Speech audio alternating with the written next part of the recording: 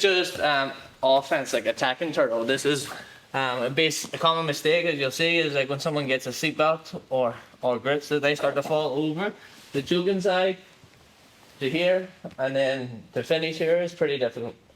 You can do it. Usually when you fall over the choking side, you can still finish most people. So actually, you don't need a lot of angle if your choking grips are very good. But if he's fighting, the choking arm and turning, it's going to be very difficult. Okay? So we don't want to give him this allowance. And a lot of the time we're going to have to turn him the whole way over to get legs in. And now we're in a very strong position. So if you're having trouble finishing chokes on the back, what you're going to do is go over. So if you have a choking arm over the top, your head's going to go to the floor. And once you base on the floor, you don't even need to break them down. When you're here, you just post on the head and your legs can come up to the shoulder line.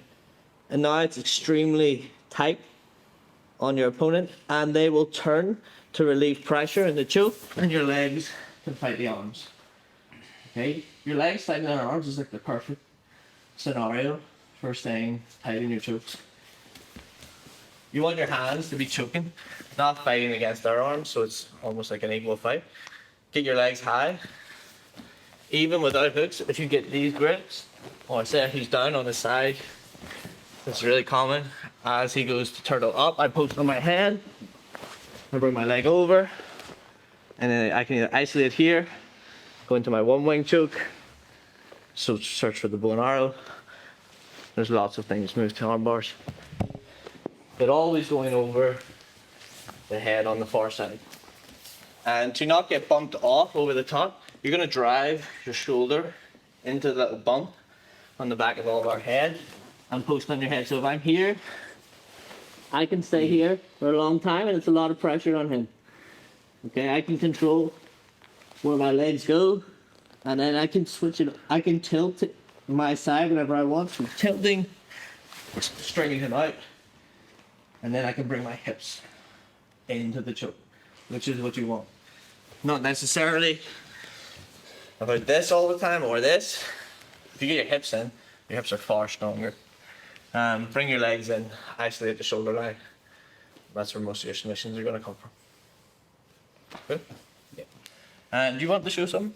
Yeah, so similar vein, I have a turtle attack that I've been working on, and it has been relatively successful. So a lot of times when you're using outside passing, you end up attacking the turtle with the cross grip in play, okay? So if I'm using like a leg drag, as he turtles, a lot of the times I already have this grip in place.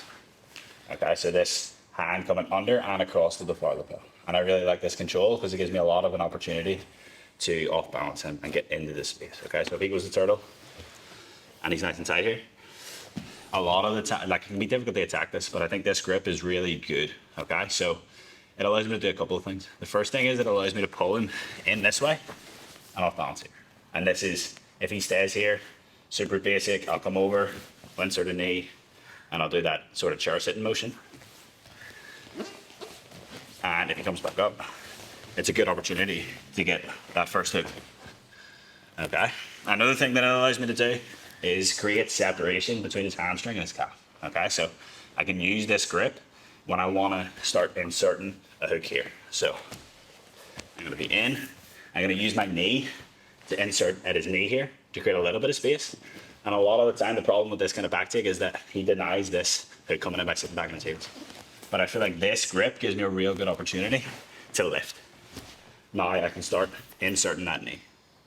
Once I have these grips, what I'm going to start to do, and this is the mistake that I think a lot of people make, is I will drive my hips forward. A lot of the time people try to focus on going down to the ankle here and pulling and trying to get the hook in, but I find you get sort of stuck here. I'll do it on the other side just so you can see what I mean. But once I'm here, I'm going to hook, I'm going to drive forward, and then use my left foot to lift his knee off the mat. It's going to make it super easy to get that hook in. And then now it's just about rolling to this far side. Okay, so we just hold it here. I'm going to come off. I'm going to get my knee over his back here. I'm going to try and get my knee on the outside of his knee. and then I'm gonna roll all the way through to get the second hook, okay? So I'm over, turning, and then I don't pause here, okay? I wanna use this first hook to drag him across and get that second. Okay? So, Showing this side. yeah, if I show on this side, you can see the footwork a little bit better. A lot of the times, I've already got this cross grip in for my passing. I'm gonna insert my top knee at his knee. It's gonna let me create a little bit of separation. And if I see that he's creating this like connection here to deny me this hook, I'm just gonna pull using this collar. I insert my hook, not at the ankle, but at the knee, and then I drive forward. Because that lets me get the hook in a little bit easier. Okay, usually I'm gonna attack this in one motion, so I drive in, insert my hook, and I drag him across. Okay, so I just think that's a good idea that I've been playing about with, attacking like a tight turtle. There's a lot of them in the gym, you know, Mari's obviously one of them, and this is just something I've been using, and it's been relatively successful. Sweet, that's good. Breaking down that turtle, bro.